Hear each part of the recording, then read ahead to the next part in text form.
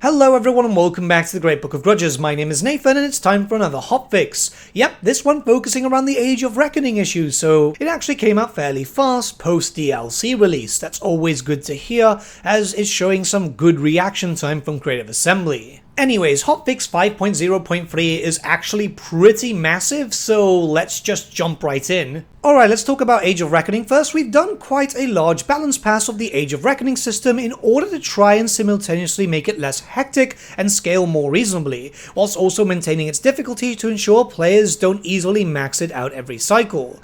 Grudge targets are now defined based on the factions you share a land border with, rather than all met factions. Great. That means that it's just going to be easier for you to kind of get everything going and get the bonuses that people really do want. While the intent remains the same, that we want grudge targets to scale up and down depending on your local situation, we overlooked some issues that were detrimental to the current gameplay if you reveal too much too quickly beyond your own lands. We will continue to monitor the situation with the above change. Cool.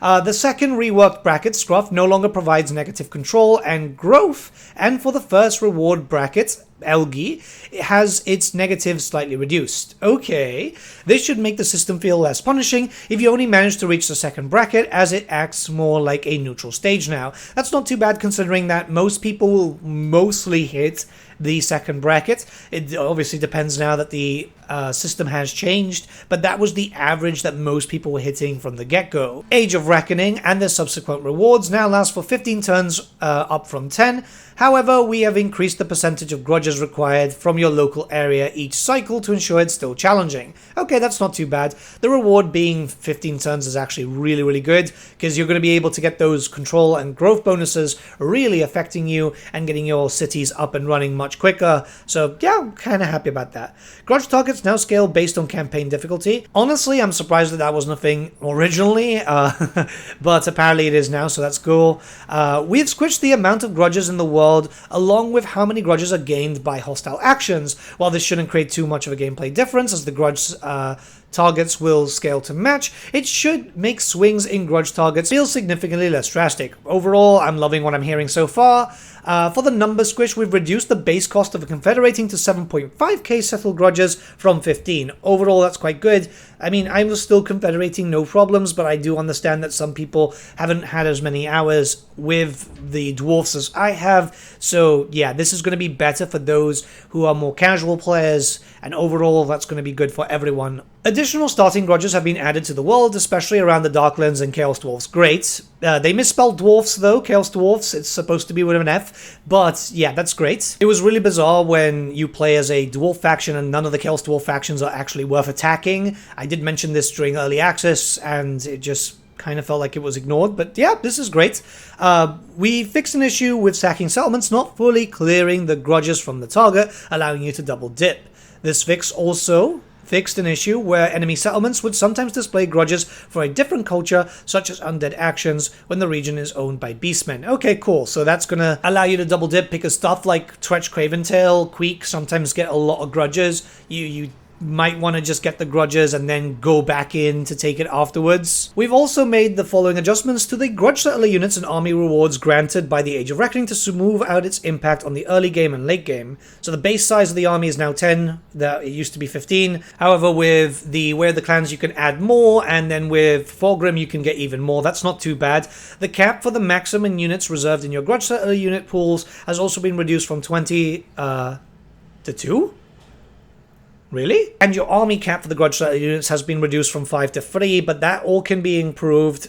It's still weird though, from 20 to 2 is seeming a bit odd, because you won't have 20 pretty much from the beginning. That's more of a late game thing. The troops themselves are no longer free to recruit, which I guess is not too bad. It was a little bit gamey and you could really exploit that, but you can reduce their recruitment costs, so it's not too bad.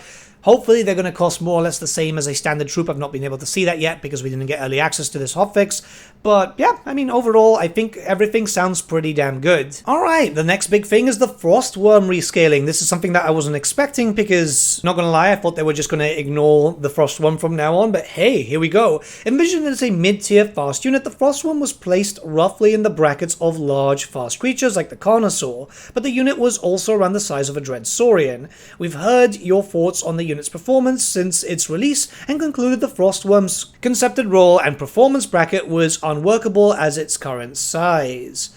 Size is an important balancing factor for our entity level simulations. Generally speaking, being larger exposes you to more potential attackers, at the same time owning to a large attackable surface area, and so particularly large monsters must be paired with massive health pools, powerful defensive layers, or dangerous abilities to survive. The Frostworm was a mid-tier monster stuck in the body of a top-end supremacy monster. Our reduction instead scales it similar to a Carnosaur, compacting its stats into less vulnerable package. Okay, so they've made it smaller, which, yeah, I mean, kind of fits with what it is, and they've also buffed it up to give it some more armor, bonus versus anti-large, and max entities hit by splash attack has been reduced. Yep, overall, that's not too bad, I think. I can't wait to try it out and see if it's actually better. Now that it's anti-large, it's going to be quite useful, I'd say, because that's a good buff there. Yeah. I mean, that's great. I'm actually quite happy. Alright, we do have a lot of general fixes, which is great, so let's just fire through. Fix one-shot group vocalizations not triggering, particularly on unit selections and order responses, chosen of the gods, and all that good stuff. Cool. Fix channel magic, always resulting in a loss of winds of magic. They'll say the house always wins, but we're here to make the statement that it's a bit less absolute. Cool. Fixed an issue where certain plague symptoms could disappear, become unavailable when playing as Festus the Leech Lord. Great! Festus now has access to the plague system properly now. I'm quite happy. Fixed an issue where Chaos Lords of Nurgle could not ascend to Demon Princes when playing as Nurgle factions, something that I complained about day one of early access, so I'm happy that that's been fixed finally. I know it's not the biggest thing, but some people do want the Melee Lord and then eventually want to get some magic. Fixed an issue where Chaos Lords of Nurgle would not get a trait when ascending to Demon Princes. Good. I mean, we never knew about that issue, so it's good that they found it. Pestigores now have 0 recruitment cost for beastmen. Great. Adjusted Dwarf Grapeshot to be in line with the Imperial Grapeshot, curtailing excessive shockwave radius for... Oh my god, why? Okay, I guess why they did it, because it was a bit ridiculous. I mean, in certain cases with Malachi, I think I was getting like 2,000 kills with cannons sometimes. So, yeah, it makes sense. Okay, the Dwarf Dragon Slayer found his unique access stashed away on the 2,000 dead goblins and stopped stealing those clothes from Doomseekers. No wonder he's a Slayer. Yeah, he was using Ungrim's one, so it's good to see that that's been fixed. Steam tanks with Hellblasters no longer benefit from the Hellblaster up... Oh, really? Well, that sucks. I mean, again, it makes sense because it was horrendously overpowered, but... I mean... Yeah, it was a bit of an issue when you were fighting against it, so that's fine. Fix the effects provided by Miao Ying's quest item set, cool. Balthasar Gelt's unique skill line, Will the Patriarch, now correctly increases Battle Wizard recruit rank. Awesome, that was an issue that for some reason worked in early access and then didn't. Fix the Chaos Sorcerer Lords and Heroes missing certain Marks of Chaos upgrades, yep. Very needed for a very popular faction. Reverted oversight, causing final transmutation to deal about a quarter the intended damage when not overcast. Yeah, for some reason it was just like horrendously nerfed. I asked about it and I didn't get an answer. Fixed the Runesmith skill, learned intuition, having the Lord's army scope instead of a hero's army scope. Cool. Fixed an issue where some mounts could be stolen post-battle. Sorry, Bubulus. It was so weird when that happened. Honestly, it was super bizarre. Fix an issue that caused Rot Beast to be available to all players, regardless of ownership. Yeah, it was one thing which just happened. It's a DLC mount, not an FLC mount. It kind of makes sense. I know some people might be mad at that, but yeah, it's just how it is. Fix reinforcement pop-up opening whenever the list of reinforcement updates. And the Righteous Fury skill shared by War Priests and Archlectors now provides different effects. For Archlectors, it improves the weapon strength for Flagellants and gives Frenzy. And for War Priests, it doesn't give increased weapon strength. Okay. I'm still not seeing too much of a reason to bring the War Priests. They really need to look at a reason and an update for them. Maybe when we finally get the Warrior Priests of Ulrich in a future DLC, I'm assuming. But yeah, there's currently just no reason to bring one. At least in my playthroughs. Reduce the number of uses for the Call of the Wild Amber College ability from 3 to 1. Okay, fair, that was kind of needed. The Beacon of Dawn landmark now generates Sinesh corruption for Morathi and the Favored corruption for all Demons and Warriors of Chaos factions instead of always granting Undivided corruption. Great. Fix Assembly Kit. Example pack presence in mods for Assembly Kit on the Microsoft Store. I I completely forgot that that was on the Microsoft Store. Cafe, fixed Dragon Emperor's Wrath button notification still showing after the action has been performed. Flesh Hounds of Khorne were playing the wrong vocalization tags, resulting in vocalizations cutting out. Fixed, good. Fixed campaign conversational VO, being able to trigger when in multiple panels are open and one of them closes, and also stopped the Lord Hero panel that appears when selecting a Lord and Hero in the campaign before. Okay, so just a bunch of issues with VO stuff. I guess that's what caused the multiple VOs just triggering a lot, which is just super weird. Fixed an issue where gyro bombers were still being handled as single entities on the campaign, causing health inconsistencies. Great, great. I'm happy that that's finally been fixed. Fixed an issue where the Lord Magistrate's unit cards colors were being tinted the wrong color depending on your faction. Cool. Fixed an issue where the unique Herdstone settlements, Altdorf, Kislev, etc. weren't using the Herdstone battle map when attacked. Yeah, that was super bizarre. I don't know what triggers that. You know, it's just odd. Fixed an issue where certain event feed notifications had a chance to cause a crash. Yeah, if you had way too many events happening, which can happen if you're attacking multiple locations, killing off certain factions at the same time, yeah, it would just crash the desktop. Fix the tooltip in the Greenscape technology tree.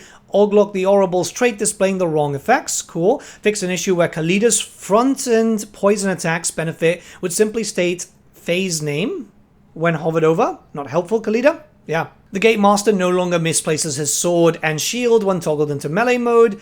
Added a clear collision impact sounds for Landship and Steam Tank, where an effect applied only to Flamers and Exalted Flamers of Tzeentch, and sometimes Changebringers, is now applies to Changebringers and Burning Chariots as well.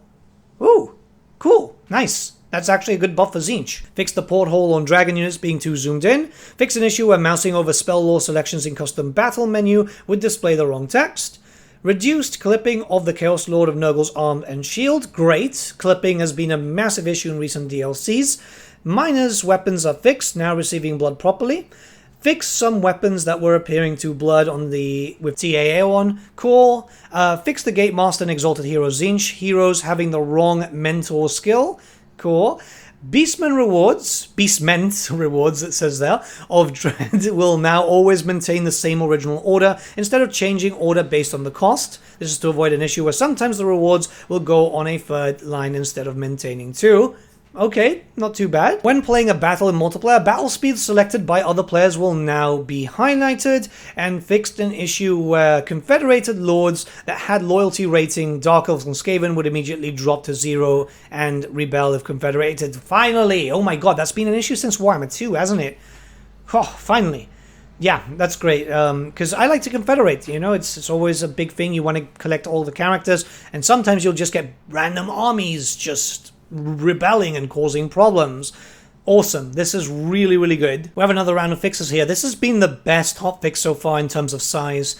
Fixed an issue where the Huntsman General Experienced Hunter skill was giving regular Empire archers upgraded crossbow bolts from crossbowmen instead of upgraded arrows. Alright. Added modifier preview to buildings that provide faction-wide resources such as Oath Gold.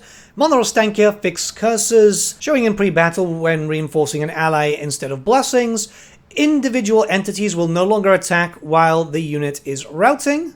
This was particularly pronounced for Catherine and her sled. Okay, so the archers there will not fire and Catherine won't fire and stuff. Fix a placeholder army ability showing up in multiplayer if one player takes control of demon armies spawned from Malachi's adventures. Curious. Fix funds fields in multiplayer battles not being colored red when the game version doesn't match. Fix some abilities and attributes not being grouped together in the expanded view of the unit information panel. Fix war coordination button sometimes becoming active after a quest battle, even when having no allies. Odd. Fix trade resources appearing as dy_resource after using the Slaanesh dominate mechanic in multiplayer. Fix mount icon in item set tooltip showing as weapon instead of current icon. Make Grom's recipe UI toolbar behave like it did in Warhammer 2, where it opens the panel when clicked. Okay. Fixed a rare crash caused by a Lord gaining a mount while the army contains 21 units. A rare occurrence in itself caused by armies which have lost their Lord without replacing them yet. Recruiting up to fill all 20 slots with units before a replacement returns.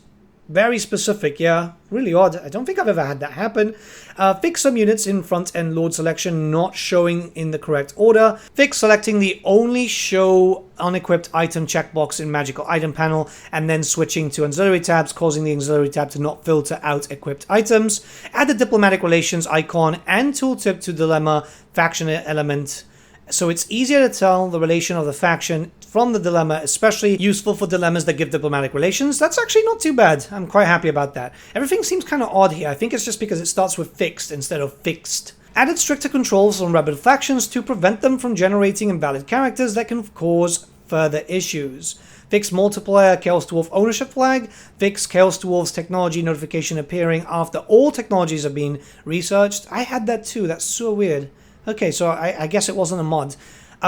Fix Grad the Sorcerer having match combat animations that leave enemy bodies on the battlefield. Fix Vampire Coast Raised Dead marker not having a tooltip when attached to a settlement. Fix Vision of the Old One unit details tooltip appearing in an odd location that was causing parts of it to go off the screen. And finally, fix the corruption preview for agents entering a region not showing increased values from technology. Okay, that's not too bad. I gotta say, that's quite impressive that we've had such a large hotfix come in. I was expecting it to be a bit smaller, but this is actually quite good. I was honestly just expecting a change to the Age of Reckoning, to be honest. There's a bunch of fixes and battle balance coming into effect, which is actually not too bad. I'm quite happy with what we're seeing. The big thing for me is that Chaos Furies, all the different types, because we do have for all the monogod ones too, have been buffed up quite nicely. Entity mass, extra entities, just more, yeah, just more armor. They have had reduced hit points though, so keep that in mind, but at least now they'll be able to be a bit more on par with the Onyx Crowmen. I'll have a link in the description below for you guys to have a gander if you're interested in just those values. It's just something that I don't tend to cover, to be honest. I'm more of a campaign player, so these things usually get negated with text and, you know, technology, buffs, all this different type of stuff. I overall feel like this is a really good patch in terms of what we've been able to see.